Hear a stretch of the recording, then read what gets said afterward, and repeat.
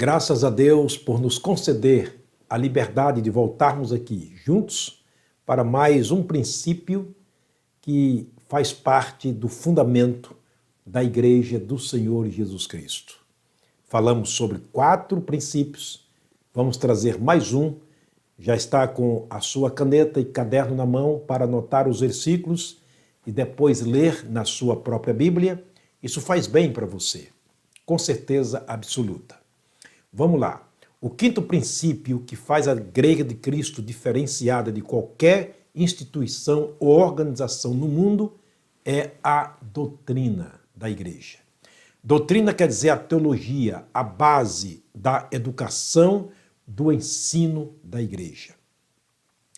A doutrina bíblica para a Igreja é a mesma coisa que o leite materno é para um recém-nascido. Sim, pode acreditar. O que Pedro disse sobre esse assunto é muito interessante. 1 de Pedro, capítulo 2, versículo 2, olha o que Pedro disse para nós. Desejai afetuosamente como meninos novamente nascidos o leite racional, não falsificado, para que por ele vá descrescendo. Nada pior do que uma criança que usa um leite falsificado nos seus primeiros dias. O leite materno é o melhor alimento para uma criança recém-nascida. E tem que ser um leite saudável, sadio. Portanto, o que Pedro está fazendo aqui é comparando o leite para uma criança nos primeiros dias de nascido, para o seu crescimento saudável, com a palavra de Deus para a igreja. Uma igreja sadia, não é uma igreja que faz louvorzão, não é a igreja que traz profecias, não é a igreja que traz revelações, sonhos, adivinhações, não. A igreja sadia é aquela que cresce à base da palavra de Deus. A palavra de Deus que é viva e eficaz, é mais penetrante do que espada alguma de 2 gumes. Ela penetra até a divisão da alma, do espírito, juntas e medulas, e é apta para discernir os pensamentos e intenções dos corações. Hebreus capítulo 4, versículo 12. Portanto, Pedro está nos dando uma instrução quanto à doutrina da igreja, o leite racional, o leite espiritual não falsificado. Ele está dizendo, a doutrina não pode ser falsificada para que a igreja cresça de maneira sólida, firme e de maneira espiritual.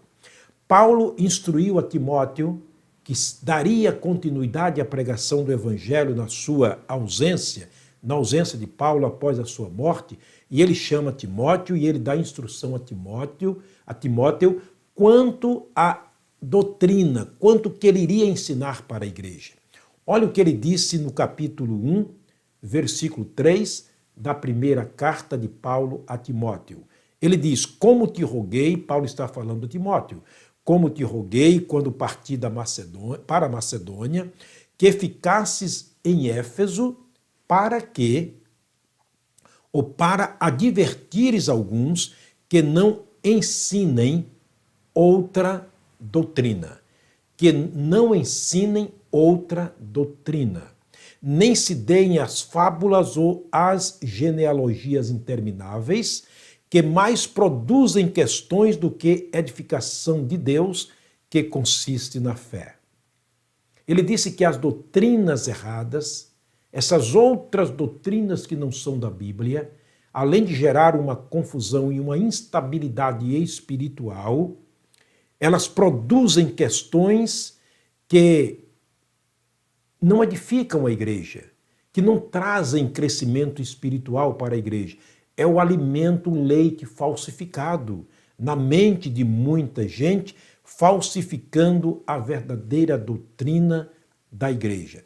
Portanto, a doutrina da igreja é algo fundamental, importantíssimo para o crescimento espiritual. Mas o que seria outra doutrina na teologia do apóstolo Paulo? Vamos ver, quando ele diz para que não ensinem outra doutrina, ele vai explicar para Timóteo, no capítulo 4, versículo 1, agora da sua primeira carta.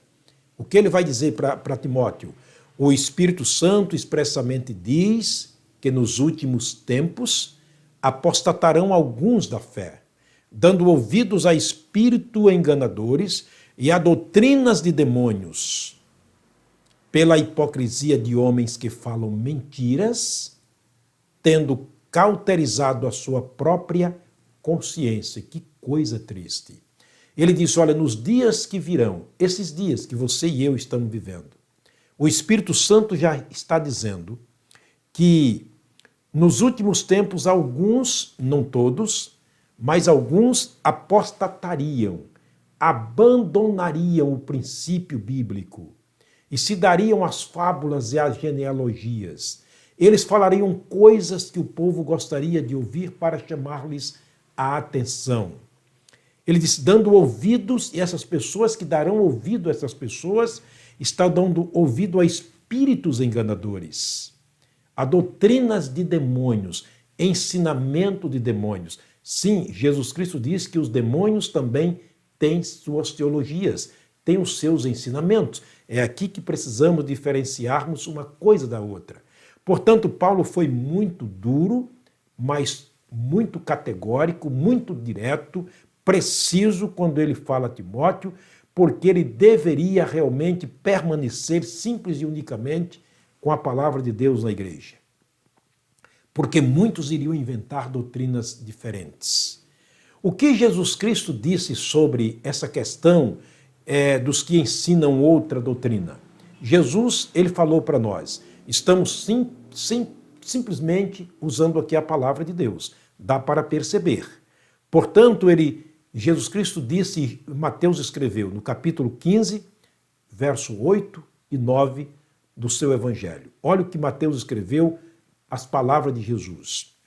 Este povo se aproximam de mim, esse povo que mente, que troca mensagem, que troca doutrina, que começa a invencibilidade na igreja, invenções na igreja, que começa as terminologias na igreja para enganar o povo. Ele diz, esse povo se aproximam de mim com a sua boca e me honram com os lábios.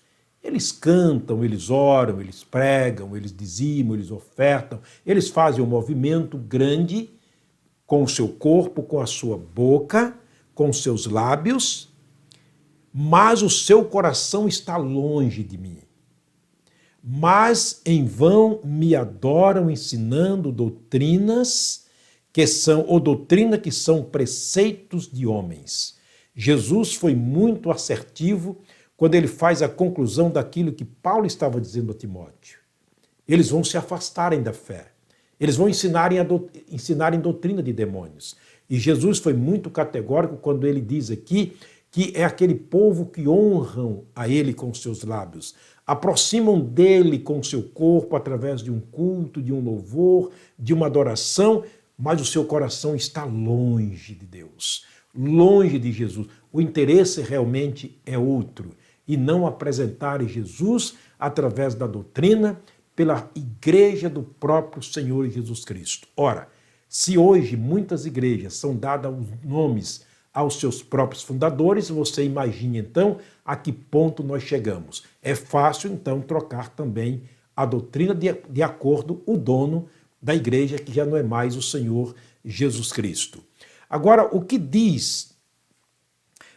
dizer daqueles que trocam a palavra de Deus por sonhos? Você pode ler em casa o capítulo 23 do profeta Jeremias. Se você quiser ler, você vai encontrar ali, na altura do capítulo, Deus chamando a atenção dos profetas, chamando-os de mentirosos, e ele diz, se vocês têm a palavra de Deus, digam a minha palavra. Se vocês têm sonho, contem os vossos sonhos. Nada tem a ver a palha com o trigo. Absolutamente nada. Portanto, o que ele está dizendo é que uma coisa diferencia da outra. A verdadeira doutrina é a palavra de Deus escrita. Repito, a verdadeira doutrina é a palavra de Deus escrita. Quero terminar lendo para você o que Paulo escreveu a Timóteo, mais uma vez, na segunda carta, capítulo 3, versos 15 e 16. Toda a escritura, toda a Escritura, os 66 livros da Bíblia, os 1.200 capítulos, os 31.000 versículos da Bíblia, todo esse conjunto da Escritura é divinamente inspirado e proveitoso para ensinar, redarguir, corrigir, instruir em justiça, para que o homem de Deus seja perfeito e perfeitamente preparado para toda boa obra. 2 Timóteo, capítulo 3, versos 15 e 16. Agora vamos ver o que Paulo também, aliás, Pedro disse no capítulo 1 da sua segunda carta. 2 de Pedro, capítulo 1, versículos 20 e 21, sobre a palavra de Deus. Sabendo primeiramente isso, se eu quero pregar a palavra de Deus, se eu quero ensinar a palavra de Deus, eu preciso primeiramente saber isso aqui, que nenhuma profecia da Escritura é de particular interpretação. O que ele está dizendo? Nenhuma parte da Bíblia foi escrita de punho próprio daqueles que a escreveram. Não. Não é de Paulo, não é de Timóteo, não é de João, não é de Pedro, de Tiago, não é de Davi, nem de Daniel, de Jeremias, não. Nenhuma profecia é de particular interpretação. Porque a profecia nunca foi produzida por vontade humana. Olha, me veio na cabeça e eu vou escrever isso aqui e deixar na Bíblia. Não, espera aqui.